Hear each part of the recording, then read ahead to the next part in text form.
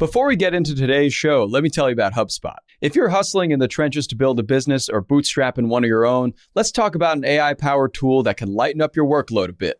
HubSpot's Campaign Assistant is a game changer for creating marketing campaigns at scale. It quickly turns your key selling points into a cohesive pitch, which helps you deliver knockout emails, ads, and landing pages in minutes. So let Campaign Assistant take care of the campaigns so you can get back to growing your business. Work smarter, not harder at HubSpot.com/campaign-assistant. Good morning, everyone. It's Friday, September 15th. I'm Mark Dent here with Rob Litterst, and this is the Hustle Daily Show.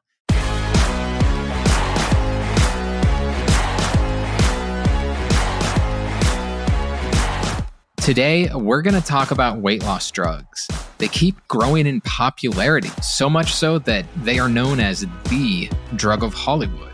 But here's the problem. Most people are not Hollywood rich, and it's leading to many problems for average people and for insurance plans. But first, let's talk about a few other things making headlines in the world of business and tech. Starting off, Thursday, we had a big IPO, probably the biggest IPO since Rivian nearly 2 years ago. Arm, a chip maker that has tech in around 90% plus of smartphones, debuted on the NASDAQ yesterday at a $54.5 billion valuation. As of early Thursday afternoon, Arm stock was up about 15%. Rob, tell us, what's the deal with Arm? I think the cool thing about Arm, they actually don't make chips. So they design chips and then they sell those designs to the actual chip makers who get those made at their fabrication plants. So they don't do the work. They kind of do the back end work. Exactly. They're kind of like the creative side to the chip business. They're building instructions essentially for these chips. And then the chip makers are actually building the chips out based on those designs. And what's really, really interesting about them is their business model is essentially based on royalties. So they get paid basically in perpetuity for the designs of their chips, to the extent that about half of their revenue came from products released between 1990 and 2012. So you can see the kind of longevity here of this business model. Yeah. The other thing that's really interesting here is both NVIDIA and TSMC, one of the biggest players in semiconductors, have both strategically invested in Arm. So they are essentially partners with some of the biggest companies in chip making. They have some very strong partners. And this IPO of Arm has really caused a sensation in the markets, if you will. And I know it doesn't often take a lot to get Wall Street people excited, and then they get really unexcited for something random the next day. Totally. It's always all over the place. But this is a blockbuster event. And it's interesting because the last blockbuster event, as I mentioned, was Rivian. In October 2021 is when it debuted. And that stock has plummeted roughly 80% since then. So there's no guarantee that this early momentum is going to carry Arm stock to some really high height in a couple of years. That said, Rivian is a company that people were always skeptical about. They hadn't filled many orders, for lack of a better way to describe it, by the time they went public, and they still haven't filled all that many orders. As you were mentioning, Arm is very much more established. Totally. I think Arm was founded in, I believe, 1990. As we mentioned, they generated over 1.6 billion in revenue last year. I think Rivian was like a pure speculation play. And I think a lot of people got really excited about the contract that they had with Amazon, which I think since their IPO has actually been changed or tweaked in some ways. Yeah. But yeah, to your point, I think Arm is a much more established company. That doesn't mean there aren't risks. And this certainly is not investment advice. I think based on the rise that they saw yesterday, people are kind of valuing Arm at a similar PE ratio to NVIDIA, but NVIDIA has a massive growth forecast for the current quarter, which I don't think Arm actually has. So there probably is some context that Arm is overvalued at this point, but I do think there's probably a better chance that they succeed than Rivian. All right, let's move on. Extreme weather, which we've been experiencing all kinds of all over the world, could cost the global fashion industry $65 billion in missed earnings by 2030. A new study, in fact, shows that Bangladesh, Pakistan, Vietnam, and Cambodia are at risk of losing 22% in export earnings and nearly 1 million jobs due to weather. In inflation news, the European Central Bank raised interest rates for the 10th consecutive time by 0.25 percentage point. They're now at about 4%. That increase marks an all-time high since the euro was launched in 1999.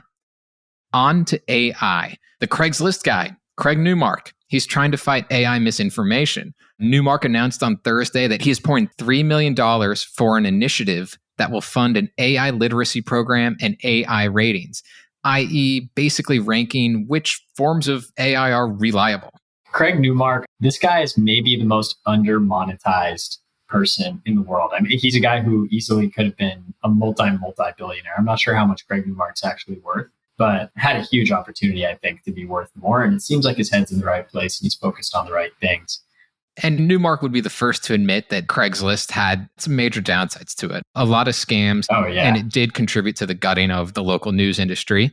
Totally. But, his philanthropy has acknowledged that, which is why he's helped pay for the journalism program at City University of New York. Nice. And he's got this coming on here with AI and a lot of other, philanthropic endeavors. So our last little story here before we get to the big one is about Disney, ESPN Plus, and the NFL, and something that you probably are not going to believe. But Disney and ESPN have agreed to air an NFL game between the Jacksonville Jaguars and the Atlanta Falcons on October 1st by animating it in real time. So it's going to be like a live game, but the players are going to look like football toys from Andy's room from Toy Story. And some of the characters, Mr. Potato Head, Rex, I assume Woody, and potentially Buzz Lightyear, are going to be cheering from the sidelines. Rob, are you going to watch this? This is like the coolest thing I've ever heard. You can call me a huge dork. Toy Story was like my favorite movie for the longest time when I was younger, because Pixar was just so novel to me as a 90s kid. I agree. Let's move on now to our main story, which is about weight loss drugs. Surely you've heard about Ozempic and Wegovy and a few other drugs that have become very popular in the last year or so. Ozempic was originally intended for type 2 diabetes, but is often being used by people who want to lose weight. This has caused a bit of a chain reaction of sorts. What we've seen is that the rich and famous have been saying that these drugs are really helpful in helping people lose weight, which has led to more demand as well as to shortages for patients who most need them. It's also caused prices to stay high, which leads insurers to not want to cover the drugs. And again, that has left a lot of average Americans who want those drugs to have like a really tough decision of deciding, do they want to pay for them and potentially go into debt? So it's a really tough situation. Rob, could you fill us in on why these economics are just kind of so wonky with regards to these weight loss drugs? Yeah, so I think, Mark, the biggest thing here is that many health plans currently view drugs like Ozempic and Wegovy as lifestyle enhancements rather than medical necessities. And I think in some cases, that's a fair characterization. It's unfortunate that people are spending so much money on them without getting healthcare to pay for drugs like this. But, you were saying that a lot of health plans are viewing these drugs as lifestyle enhancements rather than medical necessities. And so they're not covering them. I mean, I think the number is around 43% of plans actually cover the drugs. They're afraid to cover them because it's going to send their costs up so much. There was a study, according to the Wall Street Journal, that said insurance spends could increase by 50% plus if half of Wegovy eligible employees decided to take the drug. That's a large increase for employers that they would have to bear. But that said, if someone just wants to take Wegovy or Ozempic and their employer will not cover it, it's an incredible amount for them to bear. Ben was looking up for us here at The Hustle, and the cheapest that he could find for a month's supply of Ozempic was $870, and Wegovy was at $1,300. It honestly feels like kind of like one of those aspirational, affluent drugs, almost like a designer drug type thing that is getting so popular because people are seeing these rich celebrities using them and want to replicate that lifestyle. Right. And also, per the Wall Street Journal, this is the Hollywood drug. One of the stars of Millionaire Matchmaker said that everyone she knows is on it. So it is something that's become extremely popular. And then you see like influencers on TikTok, social media, et cetera. And it just kind of filters down. And it's really just created this kind of chaos that we've seen where it's so popular that insurance companies aren't going to cover it, but so popular that people are still going to want it. And some people are going into debt for it. There are certainly a few dozen sad stories, at least, on GoFundMe of people asking for some money for these drugs. Crazy. Hopefully the situation gets easier for the people that need it.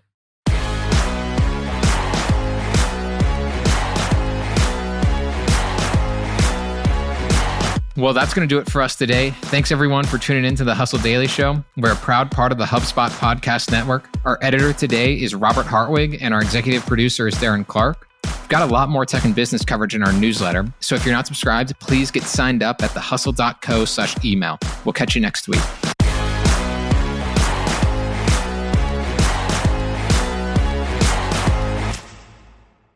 Let me tell you about a show that I've been loving lately. It's called Entrepreneurs on Fire. It's hosted by the incredible John Lee Dumas. It's available now on the HubSpot podcast network. Entrepreneurs on Fire stokes inspiration and shares strategies to fire up your entrepreneurial journey and create the life that you've always dreamed of. I'm a big fan of this podcast. It has energy, it has value, and it's all about learning about entrepreneurship. I was just listening to an episode the other day. JLD interviewed Jay Rogers, who was such a wealth of information. He kind of went into how entrepreneurship chooses you. You don't necessarily choose it, and that failure only happens when you stop trying to win. A lot of gems in this one, so I highly recommend checking out that particular episode along with the rest. So go listen to Entrepreneurs on Fire wherever you get your podcasts. Hey guys, if you listen to the Hustle Daily Show on Google Podcasts, we want to let you know that the option will no longer be available pretty soon. Google is sunsetting its podcast app sometime in early 2024 in favor of YouTube Music, and we want to give you a heads up before it's too late, since that time's almost here. The Hustle Daily Show is available everywhere and anywhere that you listen to podcasts, like Apple Podcasts and Spotify. If you're using YouTube Music, we are there as well. If you're an Android fan, there are plenty of apps like Overcast, Pocket Casts, Player FM, and more. So just search for us wherever you decide to listen to your favorite podcasts.